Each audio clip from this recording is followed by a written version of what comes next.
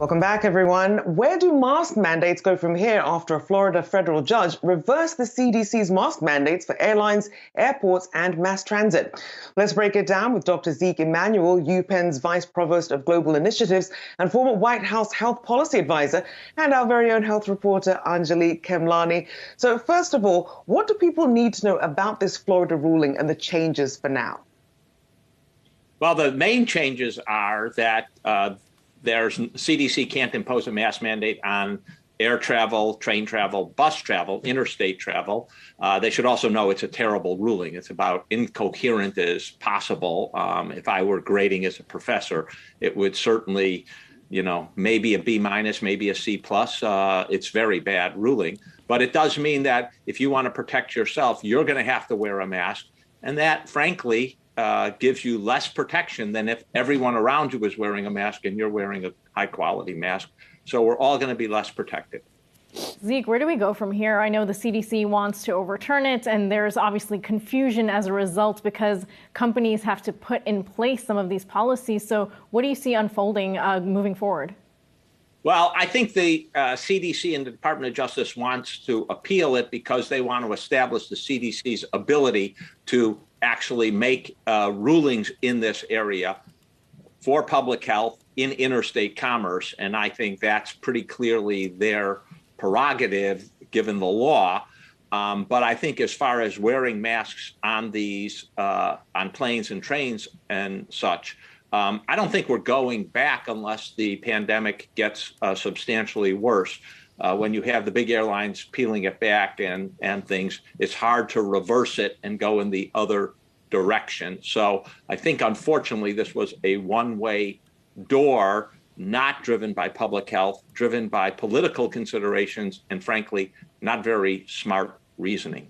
I'm glad you brought that up because it seems like political consideration is exactly what has been deemed the underlying factor here, and also to set up for the summer when we know, of course, it's going to be a very political season, and for the administration to be able to basically ease their way out of the pandemic in at least words and actions. What do you think about that strategy? Well, I mean, look, it's very hard to predict the future, especially with COVID. It's surprised a lot of people and experts.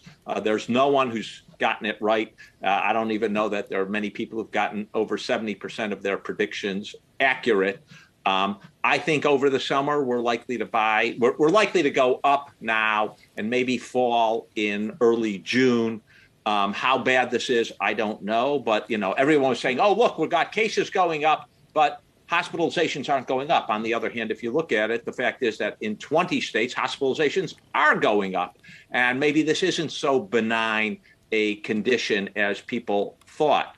But I think that sometime in early to mid-June, we're probably going to be on the downward side of the curve. What I'm really worried about is the fall. We're going to bring people back together. People are going to have traveled extensively over the summer. And I think that, we are seeing a lot of evolution of this virus. And so you're going to see a lot more variants and maybe, unfortunately, some that are a bad combination of highly transmissible and virulent. We just don't know. I have told my university, you have to prepare for a surge in the fall, and we have to be aware of that.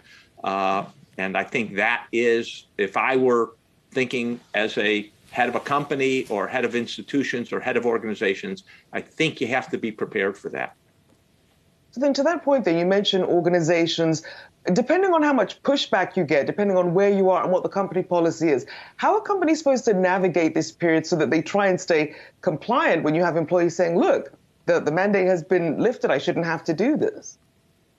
Well, I think, that depends upon the company's sticking to, I think, what the experts are saying. That's what a judge with no medical training and no public health training has said. And I think you have to say, listen, when we're indoors and we're collecting for meetings, we want you to continue to wear masks. That's what I do at my office. That's what I do with the students I teach. Every student has to have an N95 mask on when we're in class, and we have air filtration systems going. We want to protect everyone.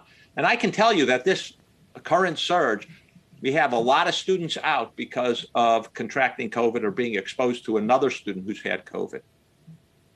Something you have to remember, even though we've all got COVID fatigue, obviously COVID's still front and center there.